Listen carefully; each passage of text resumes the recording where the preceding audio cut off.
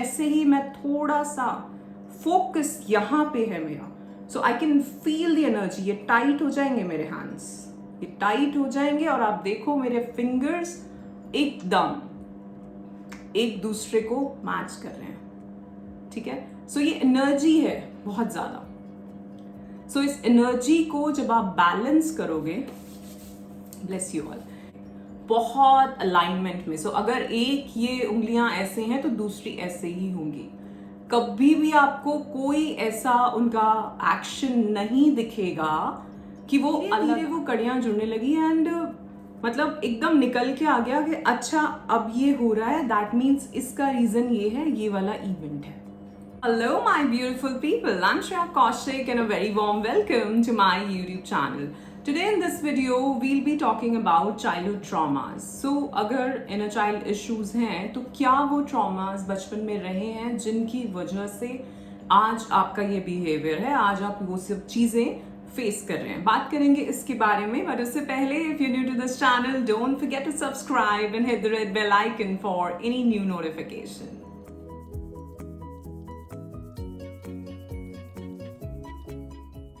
First of all, I'd like to thank you all for all the love and support that you're showering on this channel. I am so very grateful and thankful to all of you, and my unconditional love is always and always flowing towards all of you. Bless you all. So इसी तरह video को like करते रहें, share करते रहें, comment करते रहें और चैनल को सब्सक्राइब करना बिल्कुल भी ना भूलें. So first childhood trauma is rejection. कभी भी बचपन में, जैसा कि मैंने बात करी है कि अगर 7 से 11 साल तक का समय हर किसी के लिए बहुत इम्पोर्टेंट है, क्योंकि उस टाइम पे हमारा जो बिलीव्स हैं, जो हमारा सबकॉन्शियस माइंड है वो क्रिएट हो रहा होता है, वो एक किस्म से उसकी प्रोग्रामिंग चल रही होती है उस टाइम पे, राइट। सो उस टाइम पे जितनी भी चीज़ें, जितने भी इवेंट्स हमारे साथ होते हैं, उनका जो इफेक्ट होता है हमारे माइंड के ऊपर, उससे एक बिलीफ बनता है। और जैसे जैसे वो बिलीफ बनता चला जाता है, लाइक एक इवेंट हुआ एंड देन उसके बाद ही सेम इवेंट फिर हुआ कुछ साल बाद, कुछ महीनों बाद, और फिर वैसा इवेंट एक और बार भी हो, तो ये बिलीफ बन गया कि हाँ, अगर ऐसी सिचुएशन है तो ऐसा मेरे साथ होता है, या दुनिया में ऐसी सिचुएशन में ऐसा ही होता है। ऑलराइट। और वैसे ही सिचुएशंस फिर अगर हमारे यंग एज में, हमारी मैरिज में, आगे भी जाकर अगर आ रही हैं, तो वो कहीं ना कहीं आपका चाइल्डहुड ट्रॉमा है। ऑलराइट। मुझे याद है अभी पीछे एक क्लाइंट से बात हो रही थी and she was very reluctant पहले तो क्लैरिटी कॉल बुक करने के लिए। शी वाज लाइक कि मुझे पता नहीं है कि मुझे क्या बात करनी है, और बट ऐसा भी है कि मैं बात करना चाहती हूँ। सो एनीवेज उन्होंने कॉल बुक करी and finally we talked, and उस टाइम पे भी वो यही कह रही थी जब उन्होंने स्टार्ट किया अपना। सो शी सेड कि मुझे पता नहीं है कि मैंने क्यों किया है call, but I just feel like calling you, I just feel like talking to you. I said okay. So मैंने पूछा कि क्या इश्यूज हैं, क्या बात करना चाहते हैं, क्या चीज़ें हैं, एंड तो उन्होंने नॉर्मल अपनी चीज़ें बताई, मतलब जो आई थिंक हर किसी के साथ होता ही रहता है, ठीक है, ऐसा कुछ मेजर नहीं था। Within 22 minutes, मुझे एग्जैक्ट याद है, 22 मिनट्स हुए थे उस कॉल को, एंड मैंने उनसे कुछ सवाल पूछे और उसके बाद ही कहीं ना कहीं वो सारी कड़ियाँ जुड़ने लगी कि हाँ, मैं ऐसा फील करती हूँ, हाँ ये चीज़ें मेरे साथ होती हैं, हाँ मैं ऐसा फील करती हूँ। फिर मैंने पूछा, अच्छा बचपन में ऐसी चीज़ें कब हुई थी, या ऐसा कोई इवेंट। अब आज चीज़ हो सकता है अपनी मदर के साथ, मदर इन लॉ के साथ, सिस्टर इन लॉ के साथ, फ्रेंड्स, कॉलीग्स के साथ हो रही हो, बट वही चीज़ बचपन में तो कौन थे हमारे साथ, हमारे भाई बहन, हमारे पेरेंट्स, हमारे स्कूल फ्रेंड्स, ठीक है, हमारे कजिन्स। सो धीरे धीरे वो कड़ियाँ जुड़ने लगी एंड मतलब एकदम निकल के आ गया कि अच्छा अब ये हो रहा है, दैट मीन्स इसका रीज़न ये है, ये वाला इवेंट है। सो कभी कभार आज जो कुछ भी आप फील कर रहे हैं अपनी लाइफ में, जो कुछ भी फेस कर रहे हैं, नेगेटिव या पॉजिटिव, वो एक्चुअली में जो बचपन में चीज़ें हमारे साथ हुई, जो बिलीव्स बने, उसके बेसिस पे आप आज उन चीज़ों को फील कर रहे हैं, उन चीज़ों को क्रिएट भी कर रहे हैं, और रिएक्ट, वो जो रिस्पॉन्स है आपका, वो भी वहीं से आ रहा है, ठीक है। सो इसको समझना बहुत ज़रूरी है, बहुत इंपॉर्टेंट है। डजेंट मैटर आप कौन सी एज में हैं, आप रिलेट कर पाएंगे इससे. ऑलराइट. सो फर्स्ट जो ट्रॉमा है दैट इज रिजेक्शन. अगर बचपन में कभी भी आपने रिजेक्शन फेस किया है, अब रिजेक्शन की बात आती है तो हर कोई सोचता है कि यंग एज में बॉयफ्रेंड गर्लफ्रेंड उस टाइम पे किसी ने हमें रिजेक्ट कर दिया हो. वो नहीं है. वो है जो क्रिएट कर रहे हो आप आज अपने बचपन में जो हुआ था उसकी वजह से. ठीक है. सो बचपन में कब रिजेक्शन फील किया? कभी अपने पेरेंट्स की तरफ से, कभी अपने कजन्स फ्रेंड्स की तरफ से. कभी कभार होता है ना कि 2-3 लोगों का ग्रुप बना हुआ है स्कूल में और एक को बिल्कुल साइड पे रखा जाता है कि उसको लेते नहीं है ग्रुप के अंदर. चलो हटो. बहुत देखा जाता है ऐसा बचपन में. तो ये चीज़ें बहुत नोटिस करने वाली हैं. अगर आपके बच्चों के साथ ऐसा हो रहा है सो आपको उसको कहीं ना कहीं वो एक्सेप्टेंस फील करानी पड़ेगी, चाहे आप खुद से कराएं. ठीक है. सो अगर इस तरह कभी स्कूल में ये रिजेक्शन फील किया है, कभी अपने बड़े भाई बहनों के साथ, कभी कभार होता है कि सपोज 2-3 भाई बहन है. सो जो बड़े वाले हैं वो कुछ कर रहे होते हैं एंड छोटे वाला बोलेगा कि यार मुझे ये चीज़ करा दो, मुझे भी दिखा दो. एंड दे लाइक नहीं नहीं तुम छोटे हो, तुम उधर रहो. ठीक है. अब वो बार बार अगर चीज़ होती चली जाएगी तो वो रिजेक्टेड फील करेगा कि ये दोनों मुझे अपनी टीम में नहीं लेते. ठीक है. एक एग्जाम्पल मैंने बहुत पहले एक वीडियो जो आई थिंक इनर चाइल्ड के ऊपर थी उसमें मैंने इसी पे बात की थी कि उस बच्चे को ऐसा लगा कि उसके पेरेंट्स जब उसका छोटा भाई या बहन आया तो उसकी जो मदर थी, क्योंकि मदर ही बचपन में हमारी बेस्ट फ्रेंड होती है, राइट. सो वो उस टाइम पे ऐसा फील करने लग गया कि ये तो उसको ज़्यादा वैल्यू कर रही है, मुझे एकदम छोड़ दिया इन्होंने. एंड वो चीज़ उसकी लाइफ में उसके फ्रेंड्स के साथ, टीनेज में उसकी गर्लफ्रेंड के साथ और बाद में भी वो फेस करता आ रहा था बार बार कि जो भी उसकी लाइफ में जो सबसे इम्पोर्टेंट जिसको वो वैल्यू कर रहा होता है वो इंसान उसको छोड़ के चला जाता है, या उसकी लाइफ में कोई और इम्पोर्टेंट आ जाता है और उसकी इम्पोर्टेंस इतनी नहीं रहती.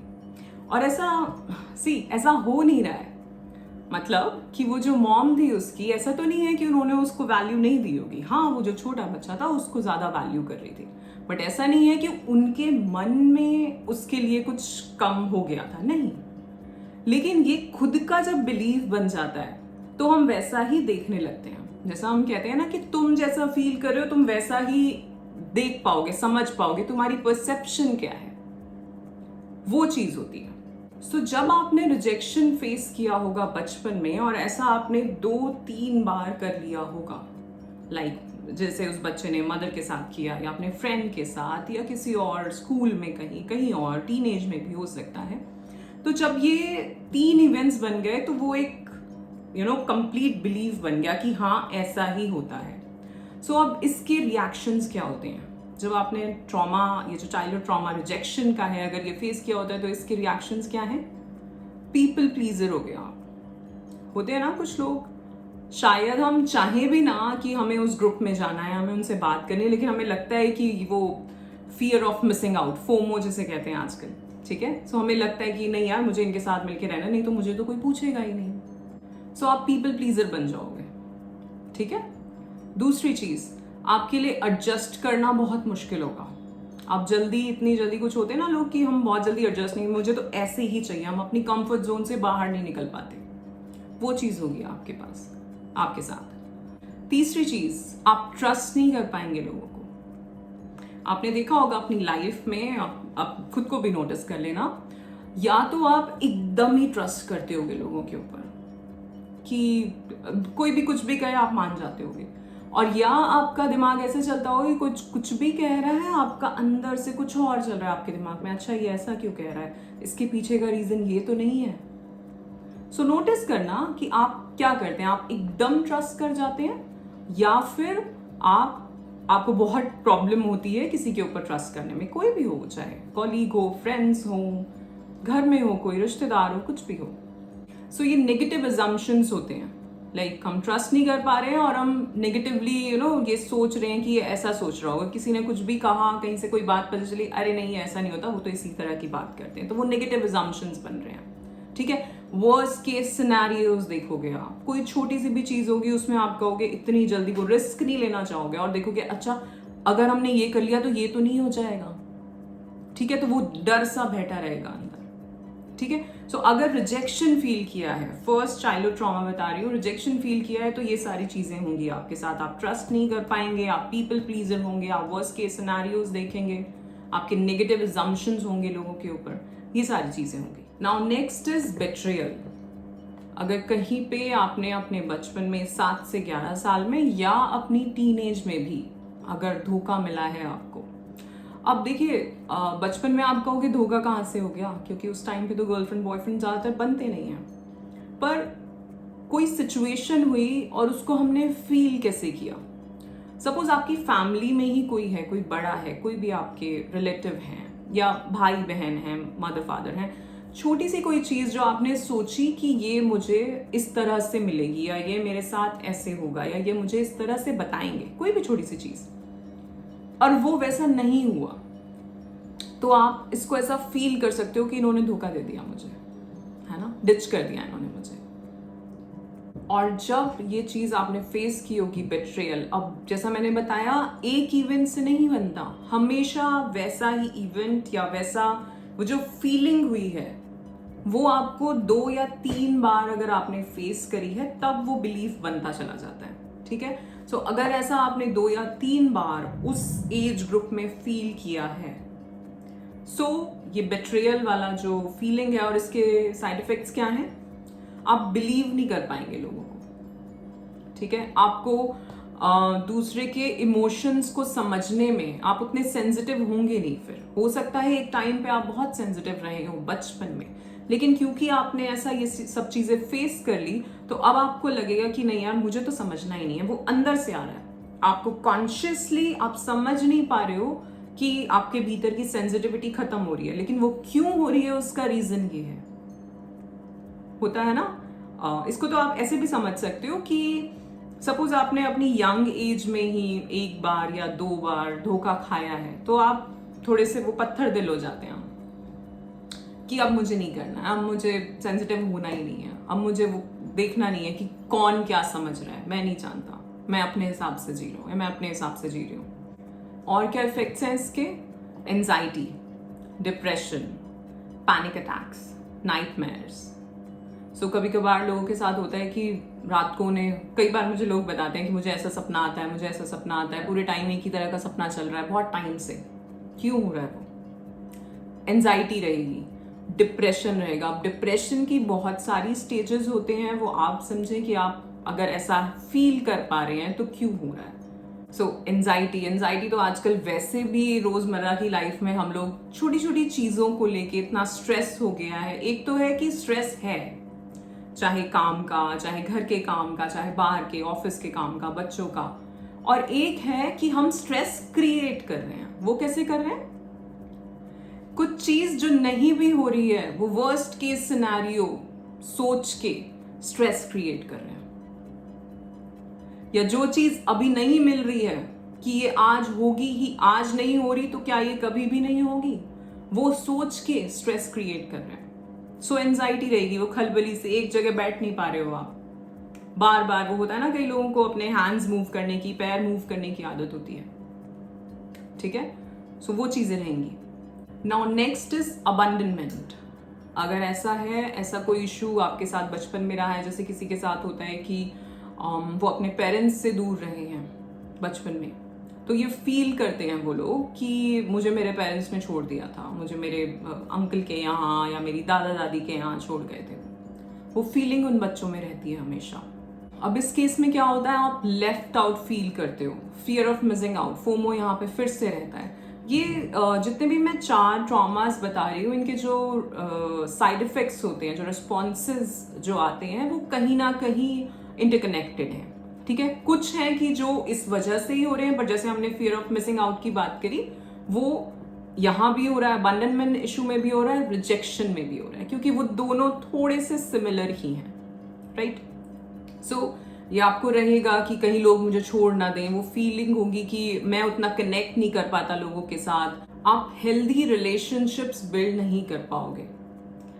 किन्हीं किन्हीं लोगों के साथ ये प्रॉब्लम होती है, आप नोटिस कर लेना अपनी लाइफ में भी या किसी और आपके फ्रेंड या किसी की लाइफ में, कि उनकी इतनी अच्छी रिलेशनशिप्स बन ही नहीं पाती। एक रीजन, ये नहीं कह रही कि सिर्फ यही रीजन है, पर एक रीजन ये हो सकता है abandonment issue, low self image, low self esteem, depression, ये भी यहाँ पे रहता है। जैसे मैंने कहा कुछ सारे साइड इफेक्ट्स जो है वो इंटरकनेक्टेड है। सो वो डिप्रेशन वाली फीलिंग यहाँ भी होगी, आपको लगेगा आप अपने आप को वो वर्दी नहीं समझ पाओगे, लो सेल्फ इमेज रहेगी कि मैं तो इतना अच्छा ही नहीं हूँ, मैं अपने काम में अच्छा नहीं हूँ, या मैं दिखता अच्छा नहीं हूँ, या मैं अपनी फैमिली के लिए उतना नहीं कर पा रहा, कुछ भी इस तरह का रहेगा कि आप अपने आप को वो कंप्लीट फील नहीं कर पा रहे होगे। ठीक है, नाउ लास्ट इज इनजस्टिस। अगर कहीं भी आपने ऐसा फील किया है कि मेरे साथ जस्टिस नहीं हुई, या हमेशा दूसरे लोगों को सपोर्ट किया जाता था, मुझे वो सपोर्ट नहीं मिली, तो यहाँ पे अगेन आप फोकस नहीं कर पाएंगे अपने काम के ऊपर, डिसओरिएंटेड रहेंगे। कभी कभार होता है ना, हम वो कंसिस्टेंसी, कुछ बहुत लोगों के साथ प्रॉब्लम है ये प्रोक्रेस्टिनेशन का, और दूसरा वो कंसिस्टेंट नहीं हो पाते अपने काम में। ठीक है, अभी भी जब लोग मेरे साथ वो कोर्स ज्वाइन करते हैं तो उसमें क्या होता है, फर्स्ट वीक हमेशा हर किसी को प्रॉब्लम होती है वो न्यू प्रैक्टिसेस फॉलो करने में। धीरे धीरे वो बनती हैं और मंथ के एंड तक आते आते वो ऐसे हो जाती हैं कि अब तो हम इसको छोड़ नहीं सकते। सो ये माइंड है हमारा, ये हमें एक जो बचपन से बिलीफ बनता आ रहा है, तो वो उसका कंफर्ट जोन हो गया है, और उसके बेसिस, उन बिलीव्स के बेसिस पे जो हमारे रिएक्शंस हैं, जो हमारा रिस्पॉन्स है, जिस तरह से हम अपनी लाइफ को जीते हैं, वो एक हमारा कंफर्ट जोन है। कंफर्ट जोन की बात ये नहीं है कि मैं कहूँ कि कंफर्ट जोन से निकल रहे दैट मीन्स आप अपने घर में बैठे रह रहे हैं, फोन देख रहे हैं और कुछ नहीं कर रहे, नहीं। कंफर्ट जोन ये है कि आप जिन चीजों को जैसा करते आ रहे थे, आप उससे हटना नहीं चाहते जरा सा भी। ठीक है, सो आप बहुत ही टायर्ड फील करेंगे, आप बहुत ही एग्जॉस्टेड फील करेंगे, चेस्ट पेन हो सकता है, क्रोनिक चेस्ट पेन हो सकता है, फटीग्ड लगेगी आपको आपकी बॉडी, और जैसा मैंने कहा आप अपने काम को नहीं कर पाएंगे, कर भी रहे हो तो वो फोकस नहीं कर पाओगे इस वजह से। सो यहाँ पे हमने बात करी 4 चाइल्डहुड ट्रॉमास की। ठीक है, वो क्या क्या होते हैं और उनकी वजह से हमारे बिहेवियर में क्या चेंजेस आते हैं, क्यों हम ऐसा फील कर रहे होते हैं। ऑलराइट, अब आप जानना चाहेंगे कि इन सब चीजों को ठीक कैसे किया जा सकता है। सबसे पहला जो मैं हमेशा जिस चीज के बारे में बात करती हूँ, फॉरगिवनेस। क्योंकि जब भी बचपन में आपने कुछ भी ऐसा फील किया, कोई भी इवेंट हुआ, उस टाइम पे एक इमोशन निकला। ओके, 11/11 था, सो उस टाइम पे एक इमोशन जो है वो निकला और आप एक्सप्रेस नहीं कर पाए। जब आप एक्सप्रेस नहीं कर पाए तो वो एनर्जी वहीं स्टक रह गई, और वो कहीं ना कहीं आपके ही किसी बॉडी पार्ट में स्टक हो गई। ठीक है, जब मैं इनर चाइल्ड हीलिंग जो मेडिटेशंस होती हैं वो कराती हूँ, तो कहीं ना कहीं ऐसा होता है सभी के साथ कि वो किसी भी बॉडी पार्ट में बहुत स्टक, हेवीनेस, पेन महसूस करते हैं। वो क्यों है? क्योंकि जिस भी उस इवेंट में अटके पड़े हो, बचपन के किसी इवेंट में, ठीक है, किसी भी पास्ट इवेंट में जहां आप अटके पड़े हैं, वहां पे जो आप एक्सप्रेस नहीं कर पाए, वो जो इमोशन था वो वहां स्टक हो गया, और उसकी वजह से पेन हो सकता है, कोई डिसीज हो सकती है, कुछ भी हो सकता है। सो उसको रिलीज करना बहुत जरूरी है। ठीक है, सो एक तो है कि अगर आप करना चाहते हैं तो आप इन चीजों पे काम करें, कोई कोर्स ज्वाइन करें, कोचिंग ले, व्हाटएवर। अगर आप वो सब नहीं भी करना चाहते तो सबसे पहले जो शुरुआत है वो करनी है आपको फॉरगिवनेस से। जैसा कि मैं हमेशा बोलती हूँ कि स्पिरिचुअली भी ग्रो करना है तो सबसे पहले अपने आप को इमोशनली हील करना पड़ेगा। क्योंकि स्पिरिचुअलिटी में जब हम जाते हैं तो हम अपने चक्रास पे काम करते हैं। हमारे चक्रास, मैंने बहुत बार समझाया है, हर चक्रा में डिफरेंट इमोशंस हैं, डिफरेंट वाइब्रेशन है, वाइब्रेशनल फ्रीक्वेंसी हर चक्रा की डिफरेंट है। और वो वाइब्रेशनल फ्रीक्वेंसी कहाँ से आ रही है? वो हमारे इमोशन से आ रही है, हम कैसा फील कर रहे हैं। सो अगर बहुत सारे लोग, बहुत सारे सवाल थे यहाँ पे कि हम अपनी स्पिरिचुअल जर्नी कैसे स्टार्ट करें। सबसे पहले अपने आप को ये देखो कि क्या तुम इमोशनली स्टेबल हो, क्या तुम इमोशनली हेल्दी हो। जितनी चीजें मैंने अभी इस वीडियो में बताई, क्या आप कहीं ना कहीं ऐसा फील कर रहे हैं? कैसे रिस्पॉन्सेज हैं आपके, इसके बारे में हम और भी बात करेंगे। स्ट्रेस हार्मोन्स के बारे में जब हम बात करते हैं तो हमें और पता चलता है कि हम क्या हमारा बिहेवियर चल रहा है और क्यों आ रहा है वो चीज़। डर की वजह से आ रही है। अगर हम ऐसा बिहेव कर रहे हैं, कभी कभार होता है ना, लोग बहुत जल्दी जल्दी खाना खाते हैं, क्यों खा रहे हैं? उनका दिमाग कहीं और चल रहा है, टेंशन में है वो इंसान। अगर आप बिल्कुल शांत होंगे भीतर से, अगर आप बिल्कुल स्टेबल होंगे, तो आप बहुत शांति से खाना खाएंगे, आप पानी बहुत आराम से पिएंगे। इसको समझो। यूनिवर्स की कभी आपने पिक्चर्स देखी हो जो नासा से रिलेटेड, या यूट्यूब पे भी बहुत सारे ऐसे वीडियोस हैं, कभी वो मूवमेंट्स देखी हैं कैसी होती हैं? कितना स्लो है सब कुछ, बहुत एकदम अलाइनमेंट में होता है सब कुछ ऐसे, ठीक है, सब कुछ बहुत अलाइनमेंट में है। और इसीलिए जब हम कहते हैं कि अपने जितना स्पिरिचुअलिटी में बढ़ना है तो अपनी क्रिएटिविटी से भी जुड़ो। क्यों वो लोग मंडला प्रैक्टिस करते हैं, क्यों ऐसे क्लासिकल डांसेस या क्लासिकल म्यूजिक के साथ जुड़ते हैं? क्योंकि कहीं ना कहीं आप उस वाइब्रेशनल फ्रीक्वेंसी को मैच करना चाह रहे हैं, ठीक है। और वो कब होगी? जब आपने देखा होगा कुछ लोग जो टाई ची होता है या मार्शल आर्ट्स होते हैं, तो उसमें वो चाइनीज मूवीज में देखा होगा ना आपने, वो ऐसे करके वो इस तरह से हाथ जाते हैं उनके, बहुत अलाइनमेंट में। सो अगर एक ये उंगलियां ऐसे हैं तो दूसरी ऐसे ही होंगी। कभी भी आपको कोई ऐसा उनका एक्शन नहीं दिखेगा कि वो अलग आए। ऐसा नहीं होगा कि ये वाला इधर है तो ये इधर, नहीं, ये ऐसे ही होगा, ठीक है। This is Shiva, this is Shakti, this is masculine, this is feminine. आप इसको भगवान की तरह समझें, आप इसको एनर्जी की तरह समझें, वो आपके ऊपर है, ठीक है। सो यूनिवर्स में ये दोनों जो मैस्कुलिन और फेमिनिन एनर्जी है, उसको ये देखिए, जब मैं ऐसे कर रही हूं, आई can feel the energy between my hands, ठीक है। एक है, आप करके देखना, जब आप ऐसे करोगे तो आपको अभी मुझे नहीं लग रहा है, और जैसे ही मैं थोड़ा सा फोकस यहां पे है मेरा, so I can feel the energy. ये टाइट हो जाएंगे मेरे हैंड्स, ये टाइट हो जाएंगे, और आप देखो मेरे फिंगर्स एकदम एक दूसरे को मैच कर रहे हैं, ठीक है। सो ये एनर्जी है बहुत ज्यादा। सो इस एनर्जी को जब आप बैलेंस करोगे, ब्लेस यू ऑल, सो इस एनर्जी को जब आप बैलेंस करोगे, जैसा मैंने बोला कि जब आप खाना भी खा रहे हो, उस टाइम पे भी आप कितने अलाइन में, आप उसको फील करो, उस खाने को, उसका टेस्ट कैसा है, वो दिखता कैसा है, गर्म है, ठंडा है, हर चीज को जब आप एकदम फील करके खाएंगे, आप धीरे धीरे खुद से जुड़ते चले जाएंगे। एक तो है ही कि हम खाने को वैल्यू दे रहे हैं, दूसरा हम खुद कितना ज्यादा ऑब्जर्व कर पा रहे हैं, क्योंकि हमारा जो माइंड है वो हमेशा बाहर भाग रहा है। ये जो एंजाइटी है, कभी कभार लोग अगर जल्दी जल्दी खाना खा रहे हैं, या हम खा लेते हैं, हमारा दिमाग ही नहीं है, हमसे कोई बात कर रहा है, हम कहीं और हैं, हमने वो सुना ही नहीं। ये क्यों हो रहा है? ये इसलिए हो रहा है क्योंकि हमारा दिमाग जो एंजाइटी भरी पड़ी है, वो जो डिप्रेशन में हम भरे पड़े हैं, उस वजह से हो रहा है। हम स्टेबल ही नहीं है, इमोशनली स्टेबल नहीं है। सो जो भी लोग मुझसे ये पूछ रहे हैं कि हम अपनी स्पिरिचुअल प्रैक्टिसेस और स्पिरिचुअल जर्नी कैसे शुरू करें, पहले इमोशनली हील हो, पहले इमोशनली स्टेबल हो, ठीक है। और उसकी शुरुआत चाहे आप प्राणायाम से करो, चाहे आप योगा से करो, चाहे आप मेडिटेशन से करो, और सबसे पहले फॉरगिवनेस से करो, एक्सेप्टेंस से करो, खुद की भी और दूसरों की भी, ठीक है। या तो किसी को ज्वाइन करके इन सब चीजों को समझो, सारी इनर चाइल्ड हीलिंग जो होनी है वो करो, या फिर खुद से भी करना है तो एटलीस्ट रोज, जो मैंने आई थिंक लास्ट वीडियो में ही बात करी है कि किस तरह से हम रोज रात को वो फॉरगिवनेस प्रैक्टिस कर सकते हैं।